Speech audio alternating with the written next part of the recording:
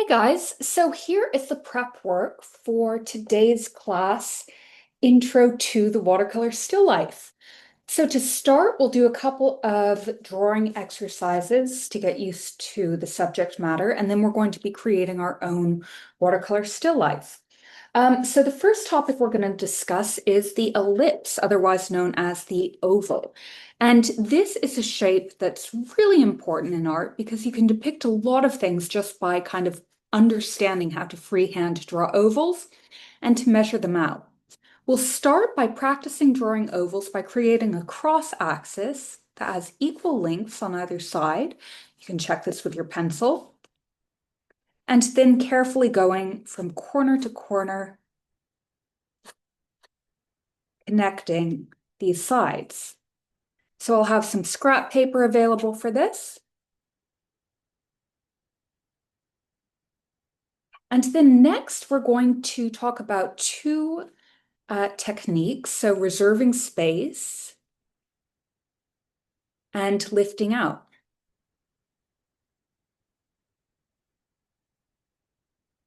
Today's topic are macarons, French macarons, which are a great subject because we can explore the ellipse and also a bit about how light works and what you should be looking for when you're starting a watercolor painting. So we'll start by drawing an ellipse here. Let's start out with that cross axis. I'm making darker marks than you should be making because I want this to show up on the screen. But you should be making these marks with a H pencil, a high H pencil, and as lightly as possible. So we don't want these showing up on the page. And then the first thing you want to notice when you're planning your watercolor still life is where is the light coming from? Where are the highlights?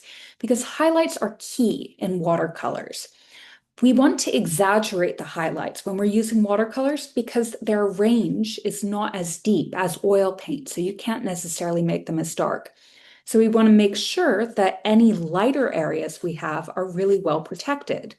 So I'm going to place a highlight even larger than what the white area on what I'm viewing is. You can see here the area that I'm marking out as a highlight. And now I'm going to erase everything.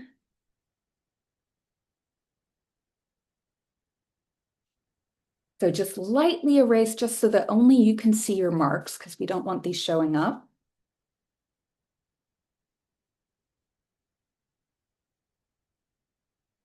And I'm going to take my watercolor brush,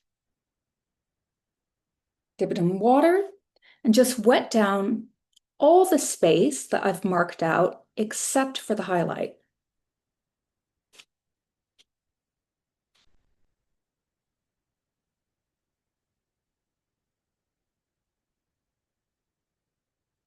Now, starting on the darkest side, I'm going to start adding some crimson red. So this exercise, if you're just following it along online, is also going to be a good study of cool and warm reds in context. I'm using crimson, which is a cooler red, and vermilion, which is a warmer red. So I'm just going to drop that in, and as you can see, the paint is only going to flow into the areas that I've wet down. So this is a really quick and simple way of getting your colors down. The thing is, like, usually it takes a little while for the colors to reach kind of their full extent. It also won't be apparent how dark your colors are until the paint is fully dried. So it's okay to work with some caution and just kind of build up as you go along.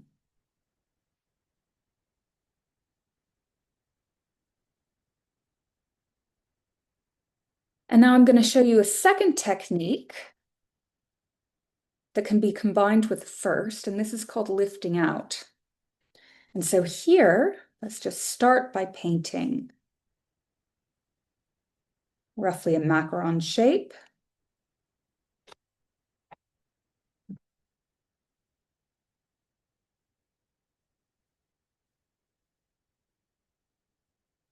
Using a flat wash.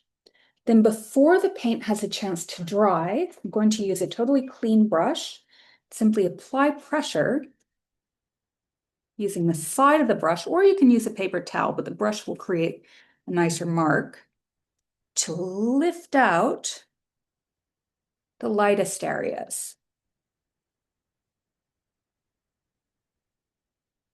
And the nice thing here is that while the paint is still wet, it's going to blend more. So I'm going to add in some of that warm vermilion red as the filling and more of the cool red for the cookie part.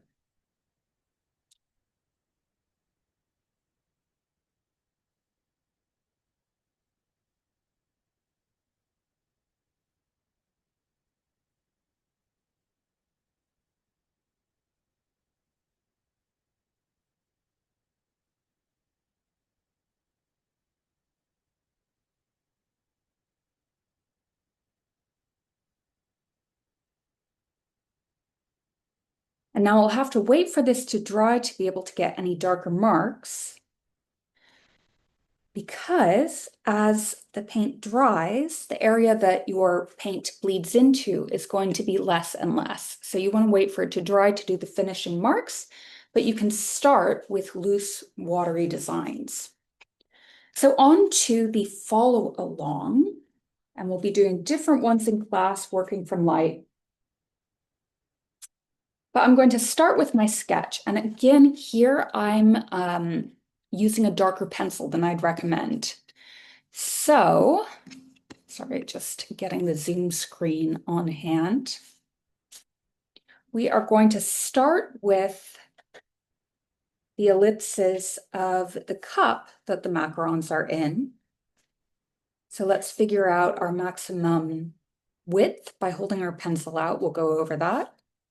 Then just draw a straight line down to the base of the saucer. This is going to form the basis of the opening of the cup. And using careful observation, I'm now just going to close the sides of this ellipse. If you want, and so for the beginners here, the people who are just new to painting, I'm also going to show a technique where you can use cutouts. So just simply fold a piece of paper over and cut out your oval to create this effect, which can also be useful for minimizing the amount of pencil marks that you have on your page. Now the base of this cup is going to be equal on both sides like this, then a slight curve in. And now I'm going to observe where is the widest point of the cup and where does that intersect? Sorry, the widest point of the saucer, and where does that intersect on the cup? It's going to come out about here. Then I'm going to look for, okay, where does the cup kind of intersect going on behind this? I'm going to draw complete ovals here. I'm not going to just sort of cut off, because this will ensure that I've correctly continued the forms even when they're out of my vision. And that means that the sides are going to line up more accurately, and it's just going to look better overall.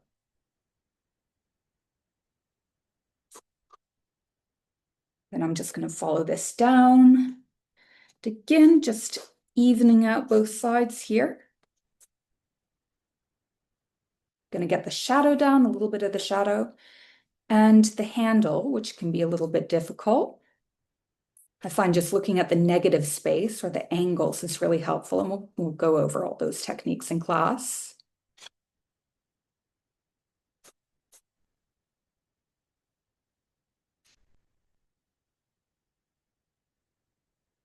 And then it's time to erase any marks that aren't needed. So these cross axes.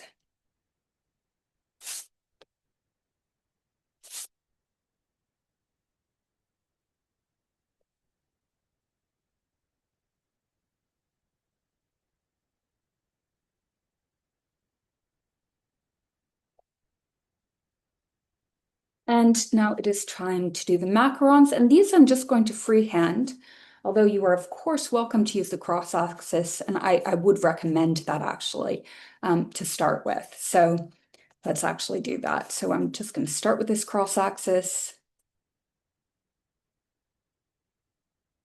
And this is useful because it means that you can have them roughly the same size, just using your pencil as a measurement. This next one is a little bit angled like this.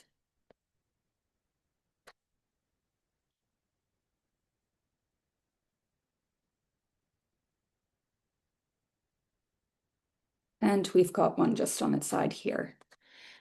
I recommend continuing your form, so not like, leaving off sides, even if you can't see them, just because it does mean that your edges are going to line up better.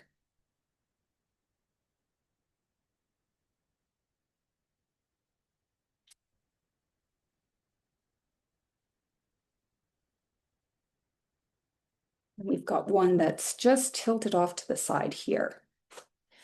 So the edges to our macarons are kind of squared, like if we're looking at the object as a whole, because it's two ovals on top of one another.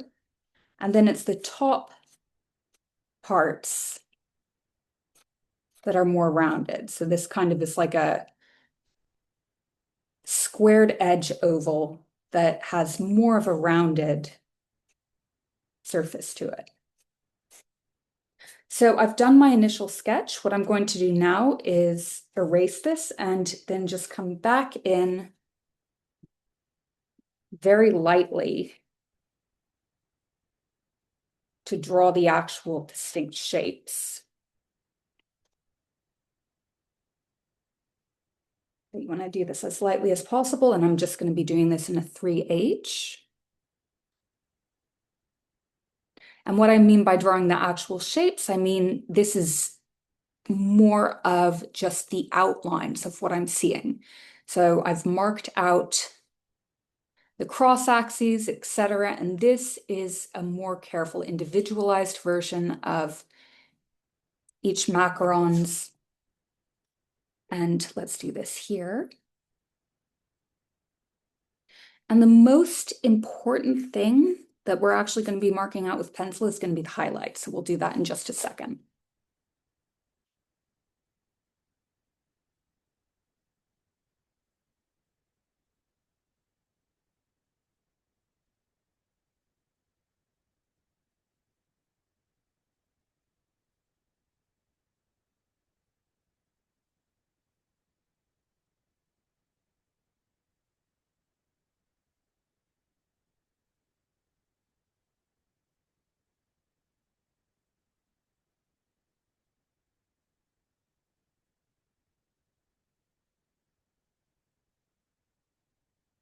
You can also make adjustments at this stage. So, I mean, that's the nice thing about working with pencil first.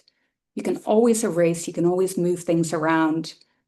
You don't need to get everything perfect immediately. And in fact, you shouldn't, because one of the easiest ways to get your proportions off is to spend too much time staring at just one single part of the page. You want to be moving your gaze across the image as a whole as you move along.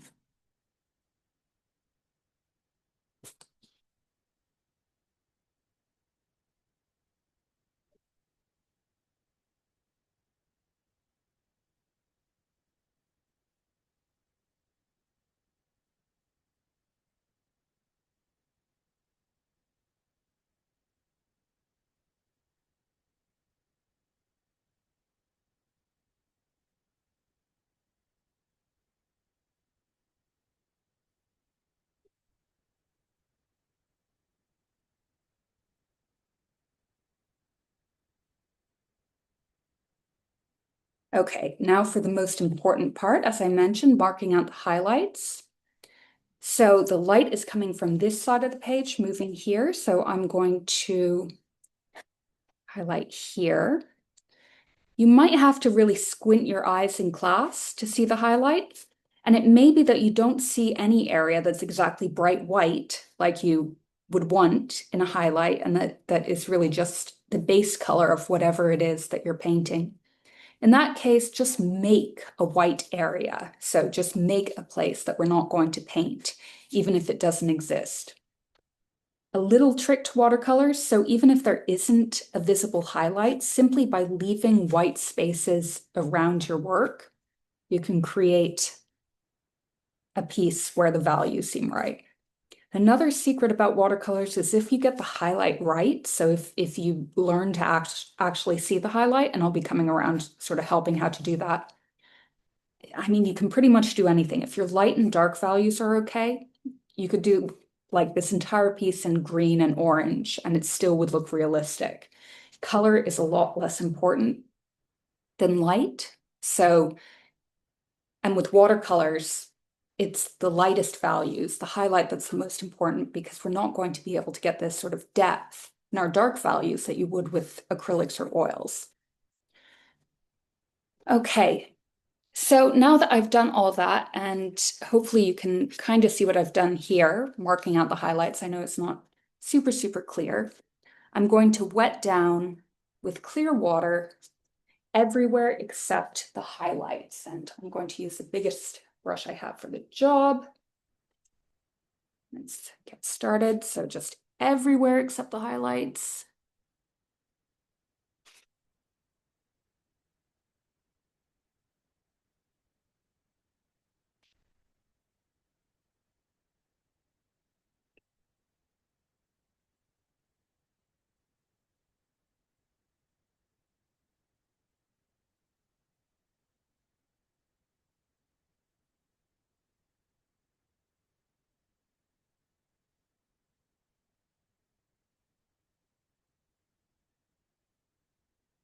And remember that highlights, it doesn't mean the white area. So it doesn't mean if we're painting a white mug, that is our highlight. It means the area that the light is hitting. So even if something is white, if it's not the area that the light is directly hitting, we're still going to wet that area down. And we'll go over how to actually create the illusion of white in watercolors. It's a little bit tricky because white picks up all the colors around it, but we're going to use a common technique, which is using the color ultramarine blue to describe white things that are in the shadows. So wet everything down and be on the page. And I'm working in a sketchbook, so I don't have to tape it down, but you're going to tape your page down at this point.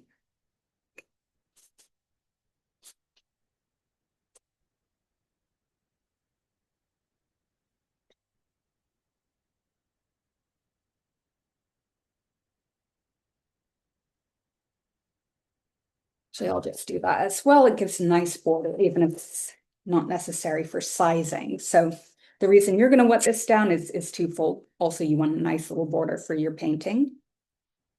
And because it's going to help reduce buckles to the paper if you tape it down.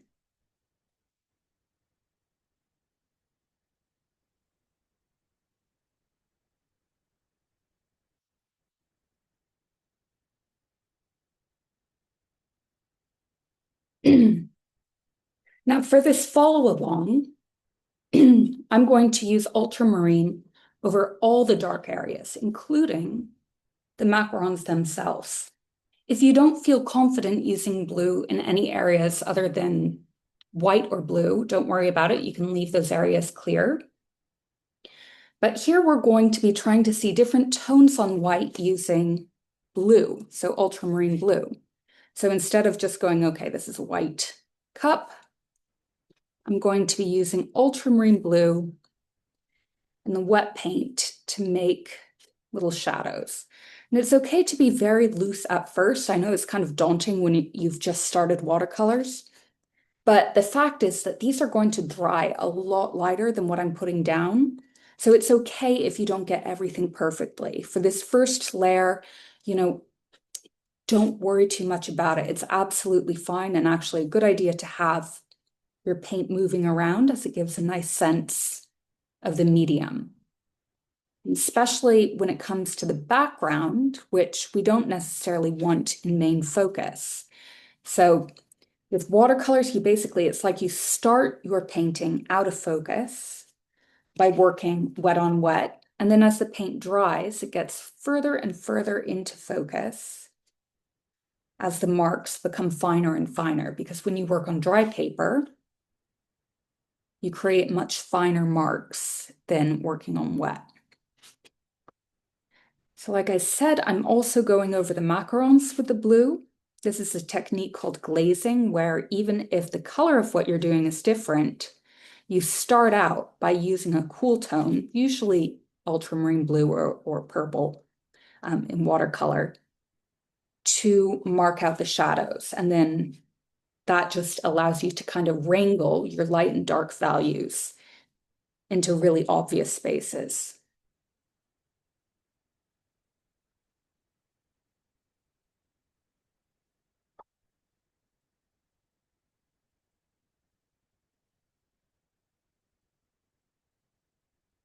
And another thing that's nice to do for this first layer is to just add a little like more water so that it's kind of just sitting on top of the page towards the edges, and go further than you want your paint to go so that you can have the paint just kind of like floating off into the background. It creates a nice kind of loose effect just to have your paint floating off to the sides.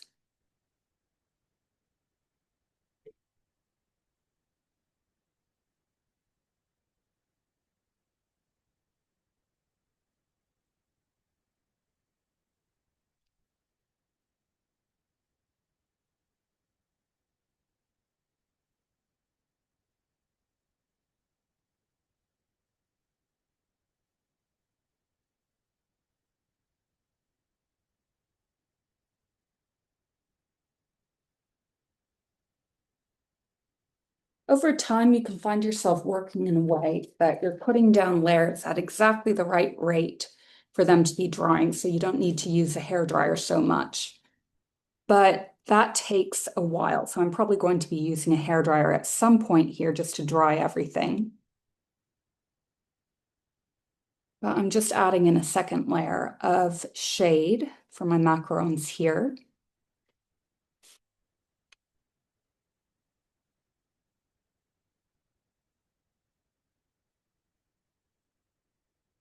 And I'm looking at the way the shadows are falling on the mug to do a second layer of ultramarine here as well.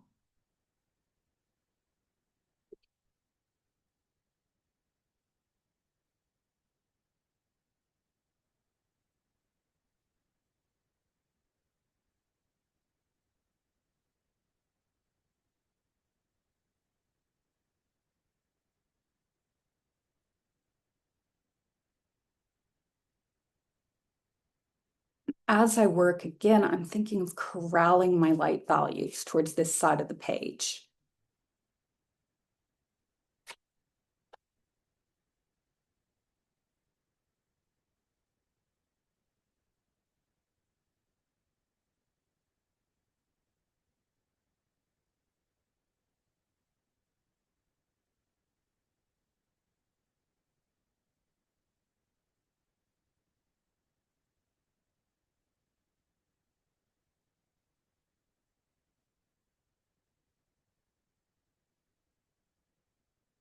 Now my paint's just wet enough that I can come in with a first layer of the color for the macarons. I'm going to use the vermilion red here.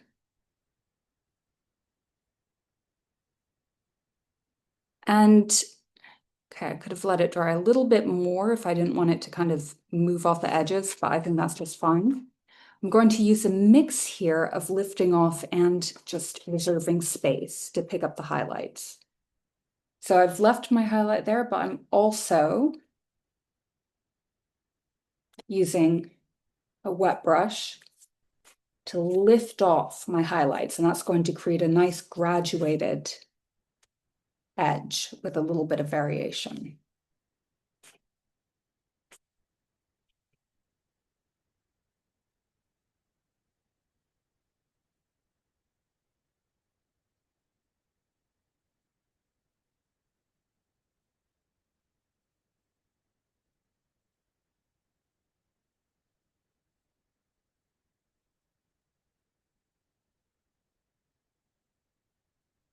You have to be a little bit quick here, because if you let the paint sit on the page too long, it will stick to the page and you won't be able to do the lifting out technique.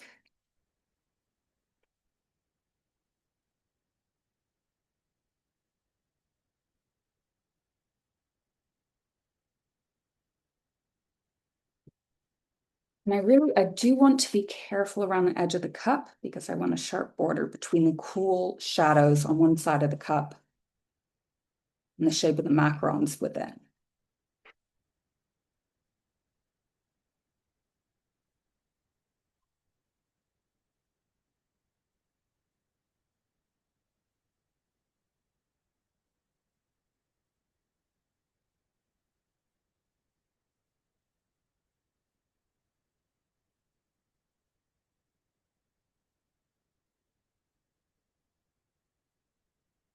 I don't mind that the red is kind of floating out in some of these areas because the color is reflecting around the reference. And that's going to help with kind of the glossy effect of the mug, having some of this reflected light coming through.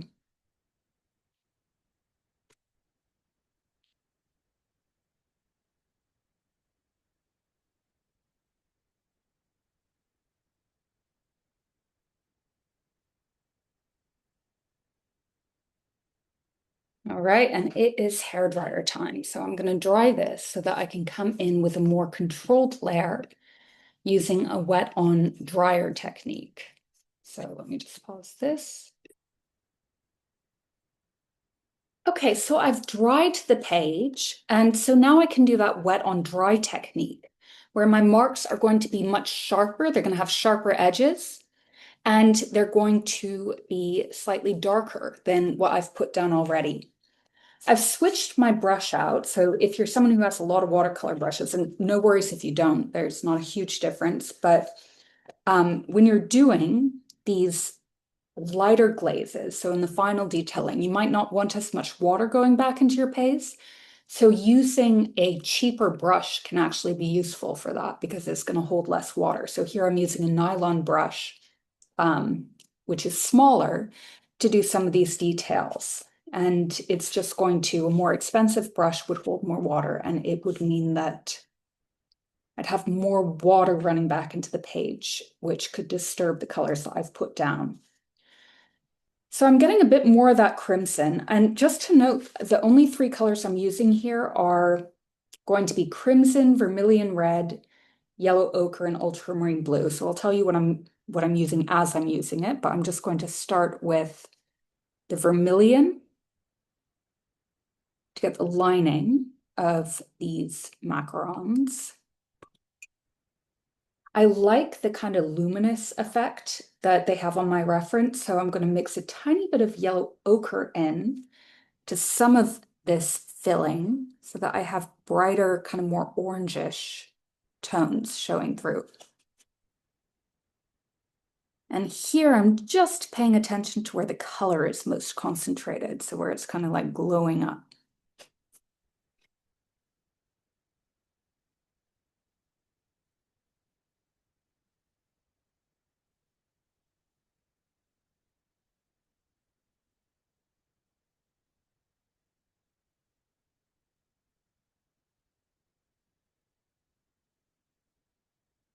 And now I'm going to use a graduated wash and the crimson to get the details a little bit more 3D. So I'm starting by applying the darkest layer of paint towards the edges.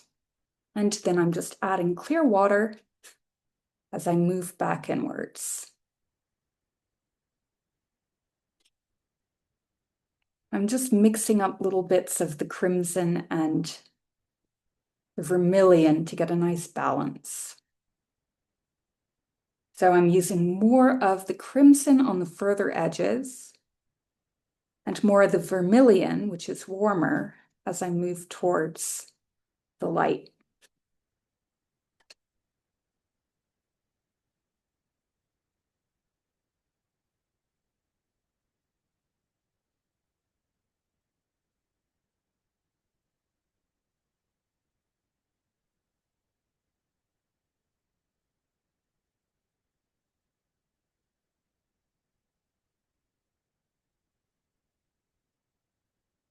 If you want, you can fast forward here just because this is going to take just a little while.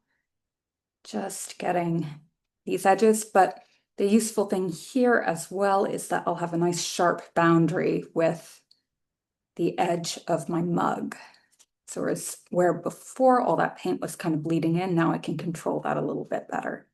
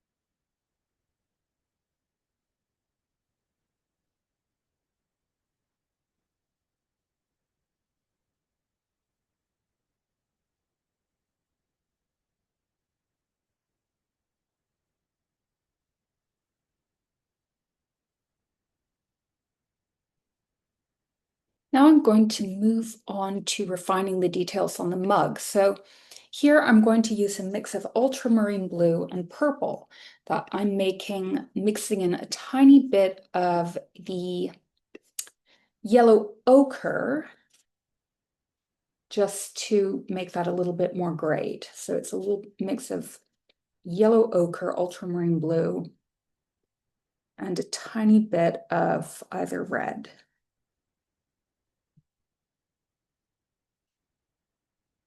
And I'm going to look for the darkest values first, just because these are going to help me better see the values in the rest of the painting.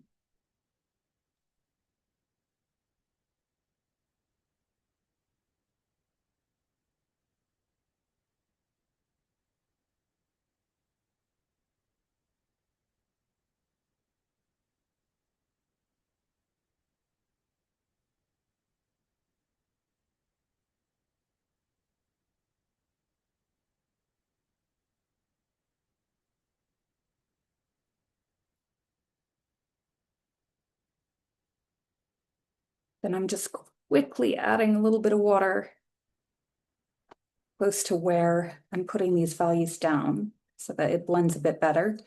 Bear in mind that you can re-wet your entire composition as you go along. So you don't have to just, stick to wet on dry here. You can re-wet your page and just work wet on wet in any specific area that you want. Because at this point, your paper is sized, so it's not going to buckle quite so much if you wet down one area and not another.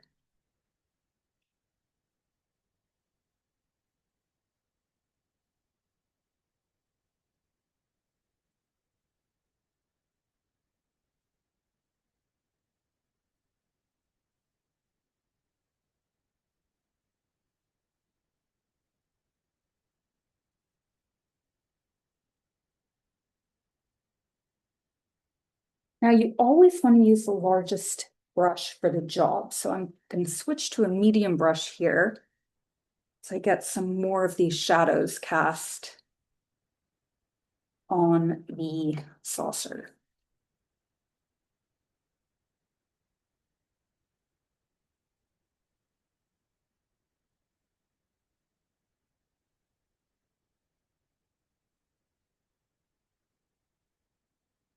Adding in more of those reds to make the shadow a little bit more luminous.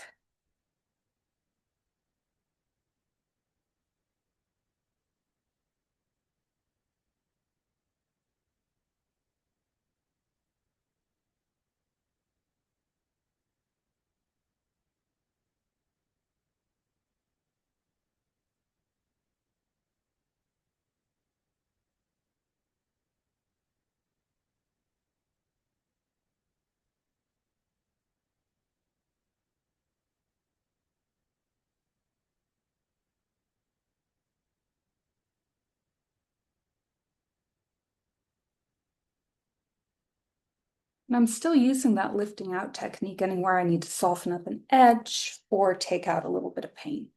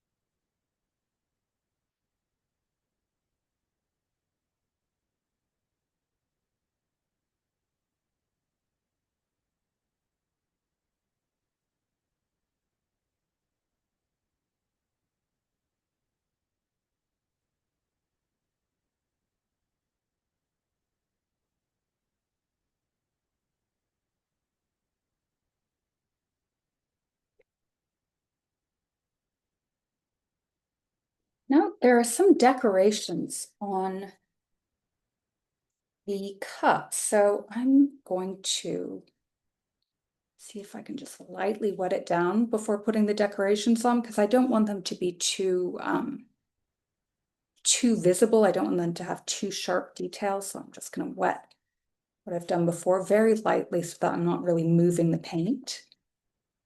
And then I'm going to come in with some yellow ochre, just kind of scribble my brush across to get some of these patterns over the cup.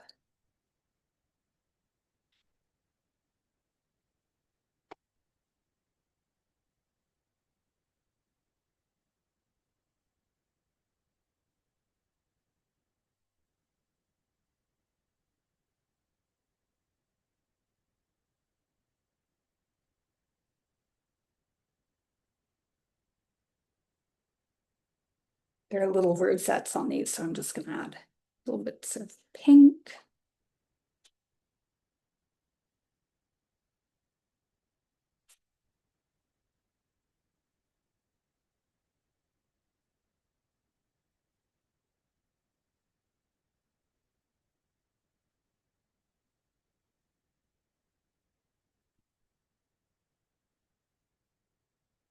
And now it's time to step back from the piece and think about it for a second. So I'm just going to pause here. Right, so I've taken my step back, which is always super useful because you need to step away for a bit to see where you need to go. And I've noticed that the light's a little bit weirdly concentrated over here where it shouldn't be. So I'm just going to come in with a little bit more of the blue just to darken it up down here.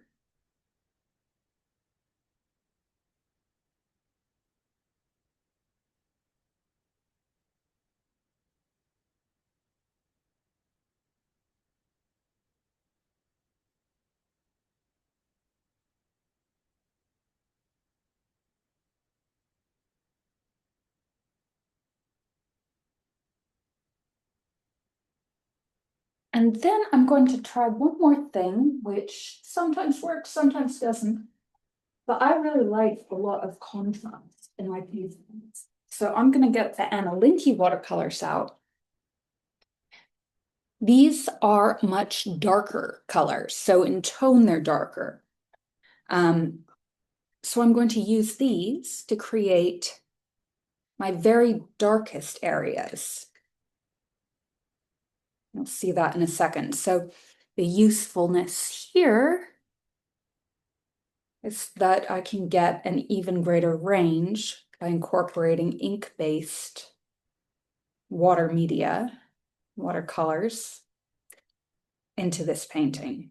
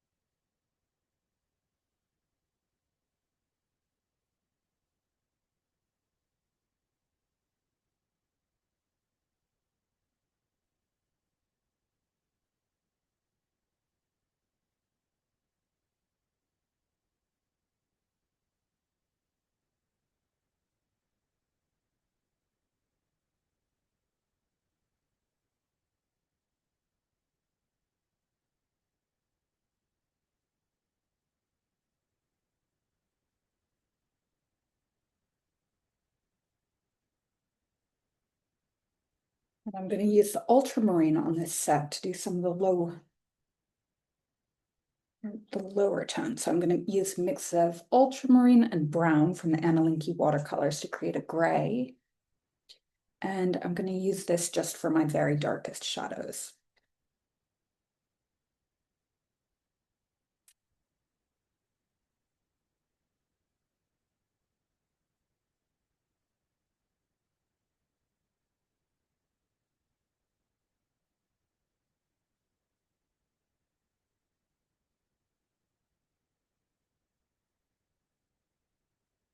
A couple very sharp lines go a really long way in a watercolor. You don't need to have every line perfect, but if you have a couple lines which are really sharp and well defined, to contrast against your more fluid marks, you can enhance the sense of either shininess or luminosity quite well.